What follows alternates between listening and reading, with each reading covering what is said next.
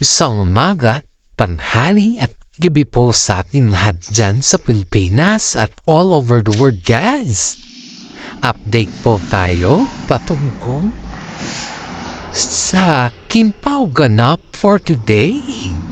Ito na naman tayo guys sa yun to sa ating legit na sources ay pinakita talaga ni Paolo Avellino ang kanyang nararamdaman kay Kim Chiu, guys. Talagang kitang-kita mo yung pagsakripisyo ni Paolo Avellino na pag-amin na ano na yung nararamdaman niya kay Kim Chiu. Ito guys ang daming nagsasabi po na first time daw ni Kim Chiu na makita or makasalamuhan yung kapatid ni Paolo Avellino. Which is, hindi naman first time guys. Kasi nga, do you remember nung nag-vlog ako sa inyo nung last month na pumunta si Kimmy dun kasi invited siya dun sa kasal ng pinsan ni Paolo? That was the third time na hindi lang kasi ito kinakapture ng mga kamera or yung bang kinukuha ng mga photos. May mga photos naman sila guys. Pero hindi lang kasi nila ito ina-upload kasi nga yung privacy kasi ng pamilya ni Paolo Avellino ay ayaw nila masyado sa camera. Siyempre hindi naman sila artista guys. Maybe baka kasi may mga iba kasing tao guys na gagamitin yung mga pictures nila for their own interest. Yun yung ayaw na pamilya ni Paolo Avellino. Kaya nga po pinag-isipan ng po nila na if they take picture to them, yung sa kanila lang, just save it in their gallery. Huwag nang i-public pa. Kasi nga po, alam naman natin sa social media pag may mga picture kasi na relatives ni Paolo Avellino dyan na nung lalo na yung mga artist kasama nila ay talagang gawa nila ng mga sariling content. Baka may mga time din kasi na yung mga instead maganda yung intention nakakagawa sila ng pangit na content. Baka yun yung ayaw nila. Baka kasi magkaroon ng sirahan. Kaya ni-demand ng pamilya ni Paolo Avellino na no need to take picture for them as long as nakabanding sila sa okasyon niya. Of course guys, ito pa, napakasarap sa pakiramdam ni Kim Chiu na nakasama rin or nakabanding din niya yung kapatid ni Paolo Avellino na babae. I don't ask the name of course kasi nga po it's very private for them pagdating sa mga ganyan na bagay. Pero I just ask the friend of Kimmy na kumusta naman yung kanilang banding in. Alam nyo ba guys, sabi ni based dito sa ating legit na sources, sabi niya dito na si Paolo daw yung kakaibang face sa kanila. Hindi daw siya kamukha ng kanyang mga kapatid, kundi I don't know if kamukha ng tatay niya ata. Si alam naman natin yung si Paolo is half American naman to eh. Hindi siya puro. I don't know sa mga kapatid niya kung puro Amerikani. Mga yun or half din sila. I don't know guys. I'm just focusing on Kim Pawa. Pero dahil nga po si Paolo Avellino ay spotted na kasama niya. Ay si Kim Chiu po ay spotted na kasama niya yung mga pamilya ni Paolo Avellino. We're so very glad and proud to say na nila bandera na talaga ni Paolo Avellino si Kim Chiu sa kanyang pamilya. Kaya nga po ito yung sabi nila na parang every time na pumupunta sila Paolo Avellino at saka si Kim Chiu sa Baguio ay may pinag-uusapan na about sa long table niya. Kasi nga they already engaged guys. Remember, they already engaged sa kanila na po yan. Kung aminin nila or hindi. Kasi hindi naman natin pwedeng ipagdikdikan kung hindi naman sila nagsasalita. Diba? And of course guys, dahil sa showbiz kasi may mga protocol mga yan na kung sabi ng management na huwag kayong amin. Hindi talaga sila amin. Pero may mga time na nadudulas talaga si Paolo. And of course, alam niyo ba kung ano yung kinihilingan ng mga netizens sa ngayon? Ay si Paolo, guys. Kasi alam kasi nila kung paano pa ikutin si Paulo eh. Paano nila kunin yung kiliti niya para magsabi si Paulo madulas na. Kaya ang sabi ng mga netizen is, kung may mga interview,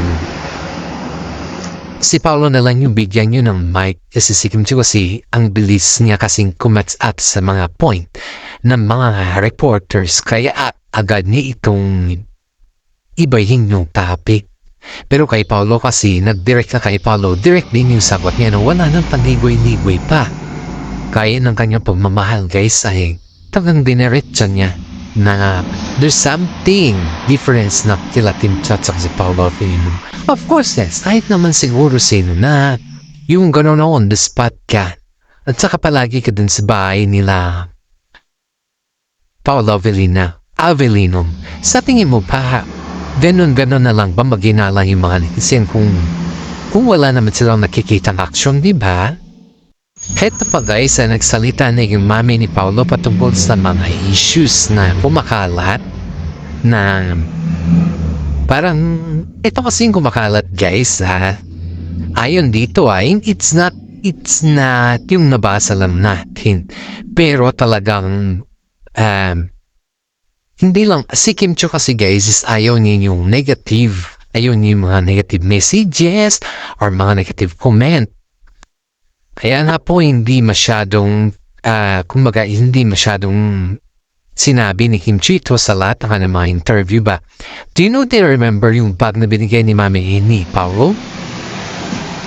Yung bag na yun guys ay binigay ni Mami ni Paulo kay Kim Chiu as a souvenir. Just hindi naman siya expensive kasi came from Baguio at gawa yun ng Sagad Bagbak. Homemade siya gawa ng hand. Talagang pinatahe talaga na kung magpatahe ka kasi dito, it means na ikaw yung kusang gumawa ng design. And syempre special si Kim Chiu sa mami niya, mami to be, ginawa na siya ng design. At yun naman po ang gustuhan ni Kim Chiu. Pero alam niyo ba guys, yung mga buzzers na nambas niyo sa bag, grabe, hindi ko man maisip na yung mismo tumanggap sa bag, walang sinasabi Pero yung mga buzzers na nakakita sa bag, alam niyo ba, it's not worth it Grabe. How can you say it's not worth it ang isang bag kung hindi naman para sa'yo? Para sa iba naman yan at yung tumanggap naman sa bag niyan, wala naman siyang sinasabi about that. So you think guys, hindi ito solid Kim Pao Palagi nito, every time kasi na may mga posts or may mga legit na sources ba na yung mga kaibigan ni Kimi na nakakakita sa mga kakaibang bag ni Kimi is binabash ng mga netizen. At saka, habang ginagamit kasi kaya ito guys, kaya hindi niya na masyadong ginagamit yung regalo sa kanya. Kasi nga ayaw daw ng netizen, napakabaduy daw tingnan para kay Kimi. At saka di daw bagay kay Kimi na may magsuot siya ng ganun kasi mukha daw siyang iwan. It doesn't matter. Para sa akin it doesn't matter kung para siyang iwan kasi yung tao naman na nagbigay dun it's have a work, di ba? Nanay mismo ni Paulo yun at hindi dapat kailangan i-bash ng mga bashers dyan na akala mo naman may ambag sila dun sa bag na yun. That's a very different reaction. Ang layo kasi guys respeto lang ba? We need the respect here at kahit ayaw mo yung bat, ayaw mo para kay Kim Chiu, pero si Kim Chiu gusto. Kaya sa atin naman dito guys, wag naman masyado tayong brutal na magsabi sa kung ano-ano kasi hindi man nagsasabi si Kim Chiu kung ano man yung mga commenting ninyo dyan. Pero sana naman, dahan-dahan tayo guys, hindi yung biglang ganyanin tayo na wala pa naman tayo sa lugar ba. Ang hirap. Kung sa akin lang guys, kung sa akin pananaw ay nahihiya ako kasi nga po Isipin mo to yung taong nagbigay kay Kimi dun ay napaka-worth it, napaka-responsible, na respeto at higit sa lahat wala siyang tinatapakang tao. At sana naman sa ganun na lugar ay sana intindihin natin kung ano naman sitwasyon na meron sila. Kaya nga po ang daming mga netizen man sasabi na don't judge the book by its cover. Kasi nga po, kahit naman ganoon lang naman kasimple yung bagay, wag naman natin silang husgahan. For sure naman po yung paghuhusga kasi ay hindi naman yan. We have a freedom naman po. Freedom about sa ating mga action, pero seeing it first naman guys na hindi naman tayo nakakatapak ng kapwa natin. Kasi ang hirap kasi kahit naman siguro sino guys na yung ikaw na bilang tao ay yung isipin mo kung ano yung mayroon sa mga galaw at kung ano yung mga sinasabi mo sa kapwa mong tao, ayan din po ay nakakalubog din mismo sa iya. Kaya nga pong sabi dito sabi advice ng mga netizen ng mga taga-sugid na update natin ay nahihirapan daw sila sa mga hindi Kimpaw fans kasi nga po nagpapanggap sila na sila ay Kimpaw tapos after all sila din yung nambabasa kung ano yung mga gamit ng Kimpaw. Alam nyo, napakahirap intindihin ko anong meron sa sitwasyon na yun kasi pati yung nanay ni Paolo Avellino guys ay nabasa rin pala yung comment. Kaso nga lang, syempre, bilang ikaw naman yung nagbigay sa mga gamit, nandun na rin yung point na yung bang parang ang hirap din pero dahil dismaya ba? Yung point na nadismaya siya pero dahil kay Kim Chiu naman na hindi naman siya nadismaya kaya nga ang sabi dito is just go with the flow na lang kasi ang kalakalan ng sokmed ay hindi mo maitapago kahit maganda man yan sa pamanggap pero sa mga tao, mata ng mga kasama or mata ng mga ibang tao, mga hindi naman Kimpaw fans ay talagang ibabash ng podo yan. Advice nga po yung mga kasama nila Kim Chiu na gamitin mo na lang yan sa mga kapag lumalabas ka na kasama si Paolo. Parang ganun ba? Huwag mo na lang gamitin sa mga alam mo na kasi ang daming mata dito at yung mga mata na yan ay hindi ka sigurado kung sila ay kampi mo or kung sila hindi. Which is tama naman guys kasi hindi naman natin alam kung sila ay kampi or kung sila ay hindi. Kasi lahat naman kasi dito guys ang kanilang proclaim kasi yung mga hindi Kimpaw fans ay kung ano lang yung makikita nila kamalian pa. Kaya masabi ni Paolo Avellino kahit man ibabash sila ko sa pag-amin ko na mahal ko si Kim Chiu at wala na iba ay wala na akong pakialam sa kanila. Kahit ibabash pa nila yung binibigay namin na regalo na galing sa pamilya ko, bahala na sila. Ang importante naman sa akin ay yung makita ni Kim Chiu kung ano yung meron sa pamilya ko, kung paano sila intindihin at kung paano siya entertainin at kung paano siya i-welcome ng pamilya ko. Hindi naman yung mga nambabas ang humarap o ang mag-welcome kay Kim Chiu kundi ang pamilya ko. Kaya hanggat maaari po, sana pakiusap ko, wag naman nating lagyan ng negatibo kung ano man yung nakikita natin nakakaiba na gamit ni Kimi. Kasi sa mga nagbibigay naman po dyan, wala namang ibig sabihin yan, pati sa mga nag-receive. Pero sa mata ng mga judgmental kasi, grabe. Yan po yung message ni Paolo Avellino sa mga mata ng mga judgmental na tao guys. Kasi nakikita niya kasi yung mami niya parang na-offend. Of course, hindi kasi sanay yung mami niya pagdating sa mga offend word Siyempre hindi naman lumaki yung mami niya sa showbiz. Kundi si Paolo lang at saka si Kim Chiu yun kasi yung pagkaintindi ng mami niya. Pero of course guys, kahit ganun po yung narinig natin, kahit ganun po yung sinasabi ng mga iba dyan, ay ang isa lang yung nasasabi natin, inggit sila.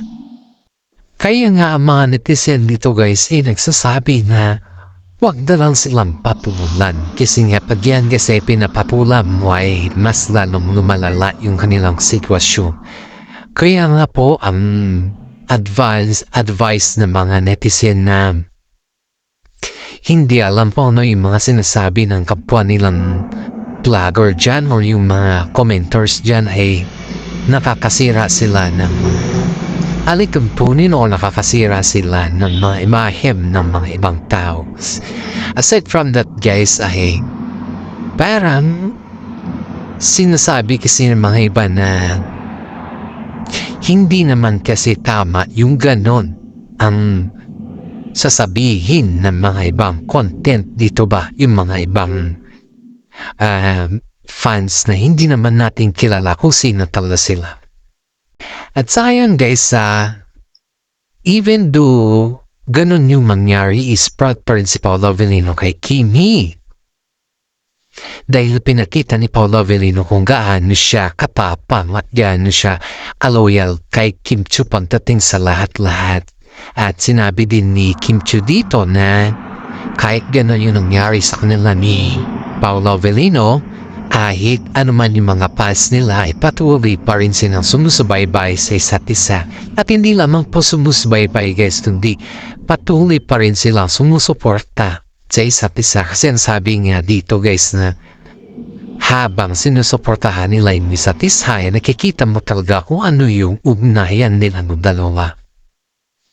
Madami naman mga fans na dahil ng mga senior citizen dyan ang proud na proud kay Paolo Avellino kasi yun. The way kasi na mag-react si Paolo sa lahat ng bagay ay nakikita mo kung ano yung meron sana kung gaano ito kahusay sa lahat at kung paano nila idala yung kanilang problema guys. Kaya nga po, very proud si Kim Chiu kay Paolo Avellino dahil nakita niya yung tapang at napaka-gentleman ni Paolo sa kanya. And hopefully guys, sa mga nagustuhan yung ating content dito, paki-like, subscribe at paki-share naman po ng ating YouTube channel kasi isang malaking tulong na po yan para sa atin. Alam kong maghihintay na po kayo sa ating next na update at sana naman matulungan ninyo po ako na makamit yung target natin kasi tayo po ay magbibigay ng ayuda sa mga kasama po natin na need din po yung help na charity. Maraming salamat guys at hanggang dito na lang po yung ating YouTube channel. God bless po sa ating lahat.